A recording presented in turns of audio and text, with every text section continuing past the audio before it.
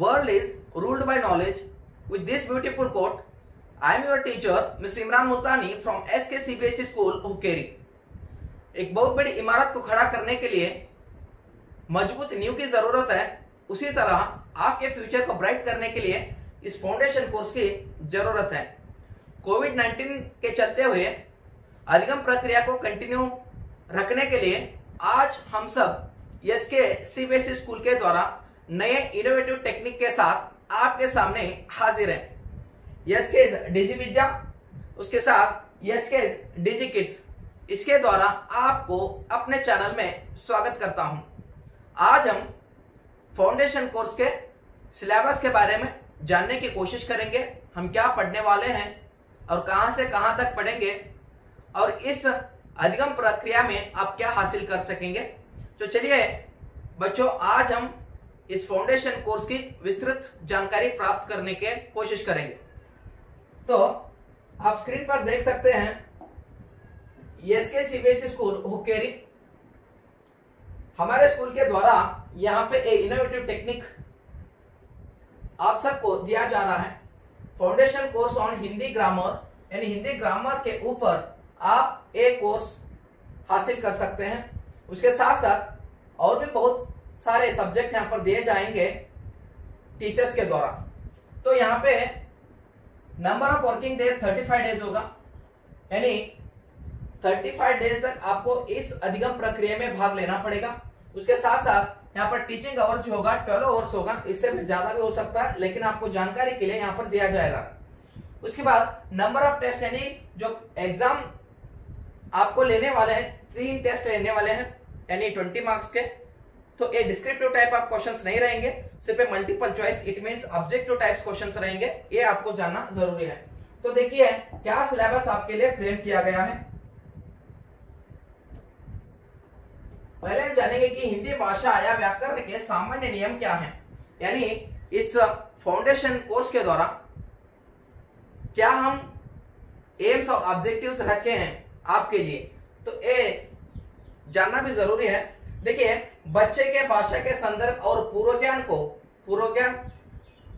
जैसे कि आपने पढ़े हैं first standard, second standard, third standard, fourth standard, fifth standard पढ़ के है ना। तो पूर्व ज्ञान के आधार पर पाठ्यक्रम से जोड़ना, यानी कोविड सिचुएशन के साथ अधिगम प्रक्रिया को शुरू रखना जरूरी है। तो इसीलिए आपके पूर्व ज्ञान के द्वारा पाठ्यक्रम से आपको जोड़ा जाएगा। ये पहला जो एम्स एंड ऑब्जेक्टिव्स है। उसके बाद व्याकरण का विकास आपका होगा, यानी एक भाषा को समृद्ध बनाने के लिए, लिखने के लिए या बोलने के लिए व्याकरण की जरूरत है। तो व्याकरण का विकास आपका होगा। उसके बाद संज्ञानात्मक विकास होगा, इट मींस कॉग्निटिव डेवलपमेंट आपका यहाँ पर होगा। उसके साथ साथ संप्रेषण कौशल का विकास, इट मींस कम्युनिकेशन स्किल आपका डेवलपमेंट होगा, क्योंकि ग्रामर ही सब कुछ है। एक व्याकरण, एक भाषा जब भी समृद्ध कहलाएगी जब उसका व्याकरण अच्छी तरह से हम पढ़ लेंगे।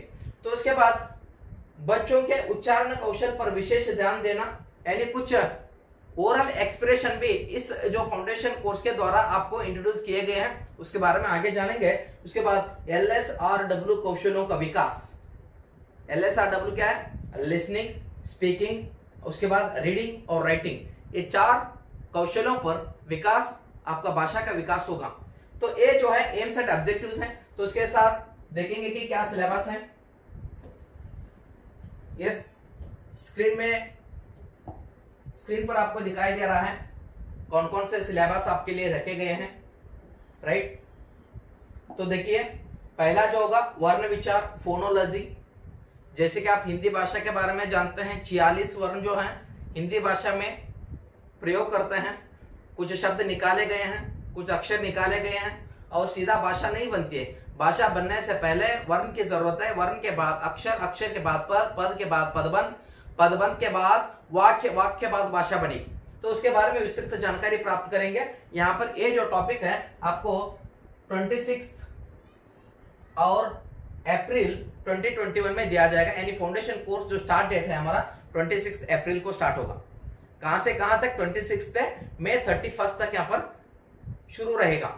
उसके बाद शब्द और वर्तनी इंपॉर्टेंट है, यानी words and spellings part 1 and part 2 के, यानी शब्द और वर्तनी में दो भाग हैं। इस दो भागों को हम दो पार्ट में यहाँ पर अध्ययन करेंगे। शब्द और वर्तनी, it means words and spellings, यानी 27 से लेकर 28, यानी 27 to 28। उसके बाद शब्दावली, वोकैबुलरी बहुत इंपॉर्टेंट है। जितना वोकैबुलरी बढ़ते जाएगा उतना ही हमारा भाषा समृद्ध होते जाएगा। तो वोकैबुलरी में बहुत ही सारे शब्द आते हैं, बहुत ही प्रकार आते हैं। तो पहला आप देखेंगे एकार्थी शब्द आएगा, उसके बाद अनेकार्थी शब्द आएगा, उसके बाद पर्यायवाची शब्द आएगा, उसके बाद विलोम शब्द और वाक्यांश के लिए एक शब्द, समरूपी भिन्नार्थक शब्द, समूहवाची शब्द और विविध शब्द, उसके साथ साथ सामान्यवाची शब्द। ये सारे टॉपिक सिर्फ शब्दावली यहाँ पे होगा, यानी फोर्थ जो चौथा दिन होगा वहां पे ये शब्दावली यानी वोकैबुलरी आपको पढ़ाया जाएगा। यहाँ पे भी क्या है, पाठ है, उस पाठ के सहारे आपको मैं पढ़ाऊंगा किस तरह आपको इस वोकैबुलरी पर क्या है जो आप जैसे कि ग्रिप हासिल कर सकते हैं। उसके साथ यहाँ पर टेस्ट है, मैक्सिमम मार्क्स 20 है, यानी 20 मार्क्स के लिए इस टेस्ट लिया जाएगा। यानी सिर्फ यहाँ पे ऑब्जेक्टिव टाइप्स क्वेश्चंस रहेंगे, यानी मल्टीपल चॉइस क्वेश्चंस रहेंगे। और उस टेस्ट किस तरह दिया जाएगा और कहाँ से आपको लिखना है, कैसे लिखना है, टीचर्स कैसे उसका इवैल्यूएशन करेंगे, ये सब कुछ मैं आपको आगे बताने की कोशिश करूंगा। इसके बाद आप डेट भी दे सकते हैं, यहाँ पे कौन से डेट को यहाँ पर क्या कोर्स यानी कौन सी सब्जेक्ट आपको और कौन सा टॉपिक आपको दिया जा रहा है। तो उसके बाद यस आप देख सकते हैं संज्ञा, नाउन आपको दिया जाएगा, इन्हीं से ये सब ग्रामर के एक पार्ट है। लिंग, जेंडर दिया जाएगा, नंबर है, उसके बाद प्रोनाउन है यानी सर्वनाम बताया जाएगा, विशेषण भी दिया गया है। उसके बाद क्रिया, वर्ब। अगर मैं यहाँ पे सिर्फ नाउन के बारे में बात करना चाहूं तो यहाँ पर 1 घंटा यहाँ पर मैं बात कर सकता हूँ, लेकिन जो भी फाउंडेशन कोर्स की जरूरत है आपको, जो आपको जानना चाहिए उसको यहाँ पर बताने की कोशिश किया जाएगा। उसके बाद काल यानी टेंस बताया जाएगा। ये होने के बाद यानी संज्ञा, लिंग, वचन, सर्वनाम, विशेषण, क्रिया और काल, ये होने के बाद आपको एक टेस्ट फिर से लिया जाएगा। ये दूसरा टेस्ट होगा 20 मार्क्स के लिए। ये भी मल्टीपल चॉइस को जो है यानी ऑब्जेक्टिव टाइप क्वेश्चंस होंगे। यहाँ पे डेट आप देख सकते हैं 5, 6, 7 यानी मई, 8, 9, 10, 11, 12, राइट। इसके बाद और आप क्या पढ़ सकते हैं, देखिए अव्यय शब्द, ये इंपॉर्टेंट है आपके लिए। अव्यय शब्द जैसे कि अव्यय, फॉर एग्जांपल मैंने एक शब्द लिखा लड़का,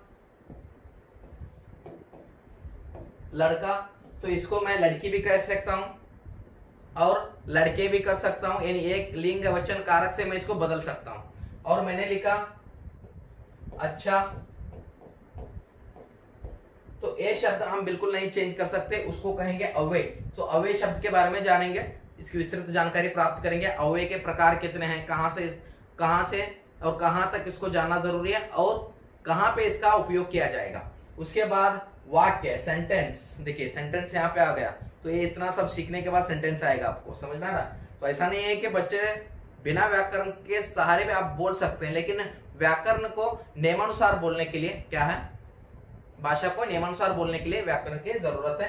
पार्ट 1 और पार्ट 2 में होगा वाक्य विश्लेषण यानी एनालिसिस ऑफ सेंटेंस दिया जाएगा, पद परिचय होगा, उसके बाद विराम चिन्ह होगा, उसके बाद शब्द रचना। यहाँ पे शब्द रचना में जैसे कि मैंने पहले बताया 3 प्रकार होते हैं शब्द रचना में। पहला जो है आपका उपसर्ग और प्रत्यय होगा, प्रीफिक्स एंड सफिक्स होगा, जैसे कि हमने देखा। उसके बाद संधि होगी, उसके बाद समास होगा।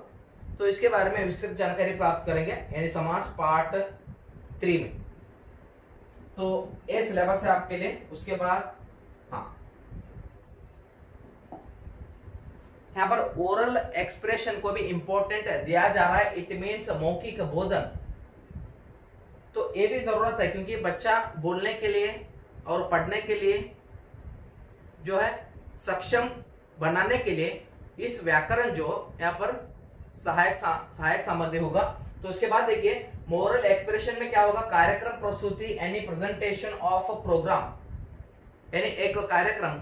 फॉर एग्जांपल हमने एनवायरमेंट डे मनाने की कोशिश कर रहे हैं जून 5, तो वहां पे किस तरह प्रेजेंटेशन दिया जाएगा बच्चों के द्वारा, एक यहाँ पर डेमो आपको दिया जाएगा और बच्चों को, आपके बच्चों को यहाँ पे शामिल किया जाएगा। उसके बाद कहानी कहना, स्टोरी टेलिंग, ये तो प्राइमरी से आप पढ़ते आए हैं फिर भी, लेकिन यहाँ पे दिया जा रहा है क्योंकि आपके बच्चों को पूर्व ज्ञान से जोड़ने के लिए। समझ में आ रहा है? उसके बाद भाषण देना, डिलीवरिंग स्पीच।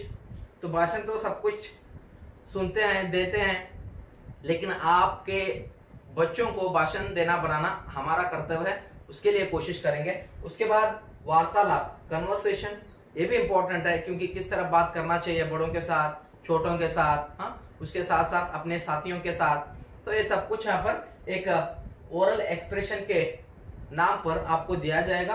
तो यहाँ पर भी डेट दिया गया है और उसके साथ साथ तीसरा टेस्ट होगा यहाँ पे, टेस्ट नंबर 3, मैक्सिमम मार्क्स 20। तो इस तरह हमारा फाउंडेशन कोर्स आपके लिए सहायक यानी उपयोगी हासिल होगा।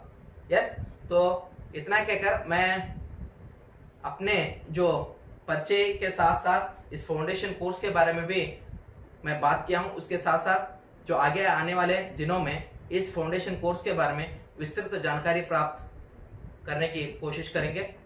धन्यवाद एंड जय हिंद।